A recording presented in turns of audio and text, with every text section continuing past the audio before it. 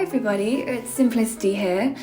Today I'm building another Sims 4 speed build, and today I'm building a Vampires Victorian renovation. And I have been so excited to make this. I have wanted to do a renovation on my channel for quite a long time, and I just didn't know exactly what to make.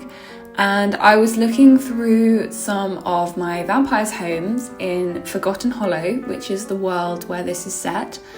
And I saw this really gross, ugly, I'm really sorry to whoever made it originally, but I am not a fan of the original house. So as you can see right now, I am deleting a lot of the interiors and the exterior finishes on the house, and I'm adding to it. So yeah, today I'm doing a renovation, and it's actually the first renovation I've done, so I was so excited to share this with you and bring you along whilst I build this vampire Victorian reno, basically. So this is, like I said, in the world of Forgotten Hollow, which is the world that came with vampires, I believe. And it's probably a medium-sized house. It's not as big as a lot of the other lots that come with this pack, so I didn't want to make this huge house on this tiny lot, so I think the proportions work really well. And I made it for probably a small family of vampires. For some reason, vampires to me don't scream like the Sims who have huge families. Maybe that's just me, but it's probably the best for a couple of Sims, and it's got 2 bedrooms and also a little secret in the basement, which we will get to shortly. But as you can see, the original house was a box, basically. It was a box with a lot of windows on the outside, and it was absolutely tiny. I have no idea how they managed to fit in as much as they did, because I thought it was just way too small. And every time I start my Sims off in a starter home, the first thing I do is I end up expanding it and making it slightly bigger, because it's so much easier to live in a house that's slightly larger in The Sims. Especially with all the loading times. I'm absolutely rubbish at making my Sims travel. They basically they live at home all the time. They're hermits, all of my Sims. And so I thought that this is why I think I've kind of learned to do building in The Sims, is because my Sims always live at home, so I have to make their homes feel nice. But yeah, so as you can see, I have painted the exterior in this black brick. I believe it came with the Realm of Magic, the game pack. And I wanted to make it really dark and mysterious looking. I felt not only inspired by Victorian properties for this, but also very inspired by the Sims 3 Supernatural set that came. This to me really reminds me of, I think the world is called Moonlit Falls, maybe? Yeah, I think so. Midnight Hollow, one of the two. But I feel really inspired by that, because it looks very similar to a lot of the buildings in that game particularly. So I've added on a few bay windows, an extension out the back, and well, it's basically been expanded from all sides, and upstairs the second floor is slightly larger. I ended up fitting in, it's quite spacious on the ground floor. The top floor has 2 bedrooms in, so it's plenty enough to fit in at least a few Sims. And now I'm just adding in these gorgeous windows which came with vampires. I really love these windows. I think they really add a lot of detail to the front of the house, and I really enjoyed adding all the decorations like the spandrels, which are the bits that hang off where the roof ends. So I'm now just doing the landscaping. So the reason I also added a decking, or I don't know, I think I call it a decking, the bit on the side of the house which is fenced in, is because I know that the vampires can't actually go out into the sun, and so I wanted them to maybe one of the vampires who lives there actually really wishes that they could, and maybe they feel a bit trapped as a vampire because they have to stay inside so much to avoid the sun, that maybe they just spend their time longing to be outside, maybe gardening or just feeling the fresh air. So I added the decking because I thought that it maybe could be a space where the vampires could go, where the sim could go and feel as if they were outside but not burn in the sunshine, if that makes sense. So when I get round to it, I put a chess table on there and a couple of plants and things, and yeah, it's just a space maybe where they just go out and relax and enjoy the scenery and maybe imagine their life if they weren't an immortal vampire, because eternity being stuck inside would drive me crazy too. So I can really understand why they wish that they could have a different life outside.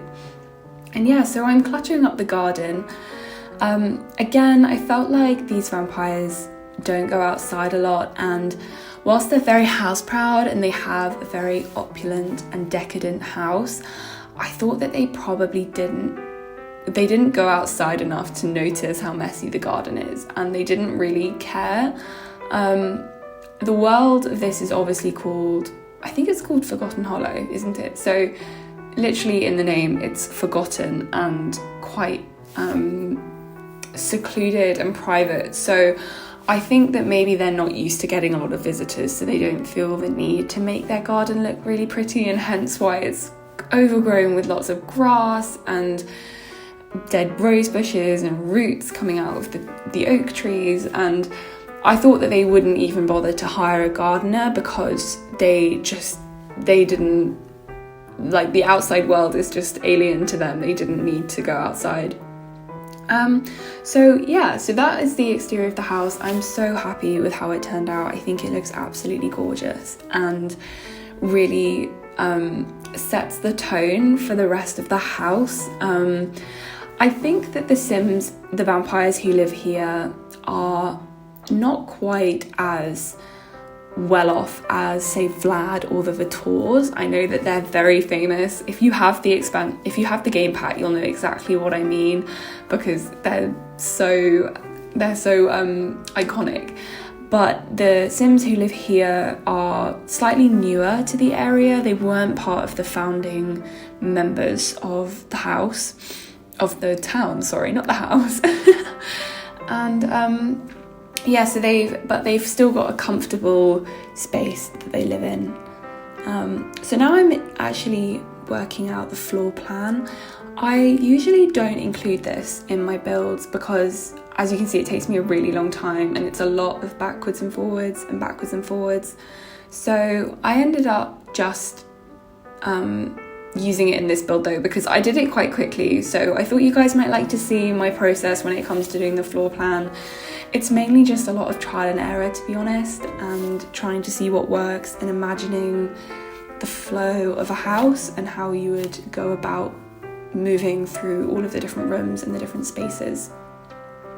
But as you can see here, I've skipped ahead a little bit because doing the flooring and the walls took me a ridiculously long time. I think I used kind of every single possible swatch of every flooring in the game because I had no idea what to do. So I eventually landed on this flooring, which I believe is from Harry. I may be wrong there, but all the CC that I've used in this build is going to be linked down below. This little seating area by the front door is one of many seating areas actually in the house. I was kind of imagining in this house that the vampires can't go outside a lot, so quite a lot of the time they are stuck inside, and so they would want a lot of spaces in their house that they can visit to kind of vary it up a bit. I mean, I can certainly feel for them. If I was an immortal vampire, I would get really bored of being in the same area the whole time, so I gave them lots of different spaces that they can go to. I decorated the hallway with lots of paintings and lavish furnishings. I wanted it to look very Victorian, which is the era of this house. I kind of imagined that The Sims had made this house. It was built in the Victorian era and it's kind of stayed the same since then. There's a lot of Renaissance style paintings as well, and I don't know, I was going off the idea that the vampires probably originate from that time. So the paintings aren't replicas, they are genuinely, like, they bought these paintings when they were in the Renaissance period and their house is full with lots of clutter that's hundreds of years old. So now I'm in the living room and I used, again, very decadent chandeliers and these kind of quite opulent, elegant looking curtains. The fireplace that I used fit so nicely into the space. It is by Felix Andre. I used a lot of his custom content in this build because it fits so nicely. Quite a lot of his Gothic style furniture as well I really enjoy using, and the doors, for example. So like the seating, the chairs and the love seat are all from his Gothic revival set. And so I definitely struggled to kind of go with the theme that I wanted. I wanted these vampires to be very dark and mysterious and brooding, and so I feel like I did an alright job. I think I could have probably done with a few more black swatches on the fabrics because it was quite difficult to find the colours that worked nicely, but I think it looks nice and I'm really pleased with how the living room turned out. You'll remember seeing at the start of the video a little trailer for how they lived in here, and having them all sitting in front of the fireplace just talking and conversing or playing the organ. It's much more of a grand salon than a living room because of all the activities that they can do in here. And I also add a wall of a bookshelf because, again, they've got lots of old books. They've collected old dusty books throughout the years. And below that I added a custom built-in desk unit because I think that maybe they even write books or historical accounts of events that happened that they've witnessed in the past because they're very old. So I added that desk in, as you can see here, and these lovely old floor-to-ceiling bookshelves, which I believe came with Discover University. I may be wrong on that.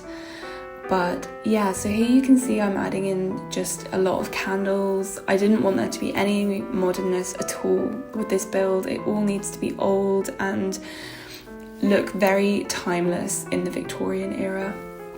I added in these like books and these vampire tomes. I feel like maybe one of the vampires is reading into how to become a master vampire.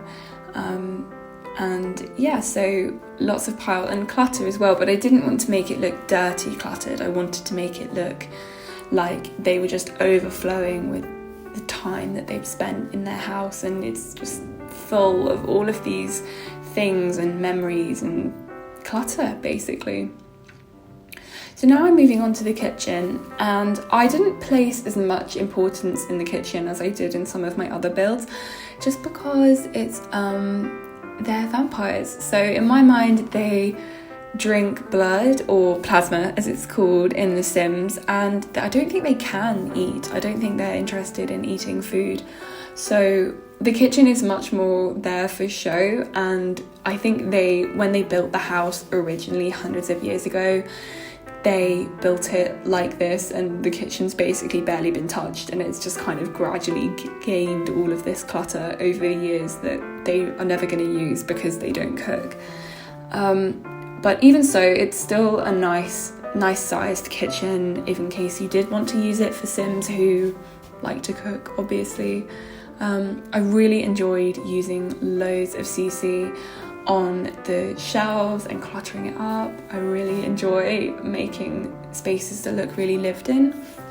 So yeah, I love doing this. And going off this same premise, I also made the dining room really small because I didn't want them to like, I didn't want to waste loads of space. It's quite, I think it's big enough, but it was also quite small if I wanted to fit in a big grand dining room. And again, they just don't eat food, so I didn't see the need for them to have a huge dining table. So they've just got a small one, which is kind of more like a breakfast table in the corner. So that's what I went with there. And I use these beautiful liquor bottles, like wine bottles, and a wine bucket that came with Felix Andre and Harry's Harlux set. Again, I absolutely adore them. And I don't know, in my mind, vampires can't eat food, but I could see them drinking wine. And maybe it's not even wine, maybe it's plasma, you never know. But I saw them possibly drinking out of wine glasses anyway, so that's why there's some in the lounge, and then there's also some in the kitchen. And again, I added another statue, because I think it looked really nice framed by the window. And now we're on to the outside of the house. And I placed a chess table because, again, if you've got eternity to just kind of loll around the house, you're gonna get bored. So maybe they're really skilled and very clever Sims. So I added in the chess table some logs for the fire outside and lots of candles. I'm not sure if they would burn during the day if they were outside on the balcony or like the decking area. But if they do, I've placed lots of candles so that they can use it in the evening and maybe just soak up the sunset light and all the warm evening breeze that you get in the summer. Maybe they chill outside. And now we're on to the secret part of the build, which I really wanted to include because I feel like, vampires, they're kind of mysterious Sims, and I wanted to reflect that in their house. So I built a crypt, basically, in the basement, which has some coffins that do they sleep or hibernate, or I don't know, but they use the coffins anyway, and it actually means that you can have more vampires or more Sims in the household because there's space in the basement for them to sleep or stay, whatever. So now I'm into the bedroom. This is quite possibly my favourite bedroom that I've ever made, and I really enjoyed making this. I used a lot of Felix Andre's CC for this, especially that beautiful awning above the bed. I can't remember what the name of it is, but again, it'll all be linked down below. But I loved the dark theme of this bedroom. I just thought it looked kind of sultry and a little bit romantic, but very mysterious at the same time. And it made me think that the Sim whose bedroom it belonged to is really chic and very stylish, despite being a very old vampire. And again, here, like I was saying earlier, there's another little kind of book nook for them to curl up and just relax in. And I even gave them a little pillow so that they can be comfy and just chill when they're reading. I added a dressing table here because I thought that going along with with vampires being very eternally beautiful, for some reason my entire premise of what vampires are is off the movie series Twilight, because I don't know, that's just what I watched when I was younger, and so that's the assumption I make about vampires, is that they're beautiful and they're immortal. And anyway, so I gave them a dressing table to put makeup on in the mornings. I thought it'd be quite a good activity for them to do, is kind of become very polished and refined and elegant. So yeah, and I've done both bathrooms. They're very simple, they're not full with lots of things because they're quite small, but I did add lots of the Victorian style, the kind of like bath and shower combos. and the big chain toilets, because the ones where you use the like really long tall toilets. And I wish we had more swatches of those, because I literally think I use them in every single build. I make very old style builds on my channel. If you've seen any of my other videos, so you'll know that I love using those toilets, and I think we need more old-fashioned style bathroom objects. So yeah, to be honest, it's nearly the end of the video, and this is just the final bedroom that I'm making. It's a lot smaller and still has this dark theme to it. I added a lot of paintings on the walls. I felt that maybe the sim who lived here liked painting or liked collecting art for over the hundreds of years that they've been around. But anyway, this is nearly the end of the video, so thank you so much for watching. I really hope you enjoyed it, and I can't wait to show you my next one. Bye guys!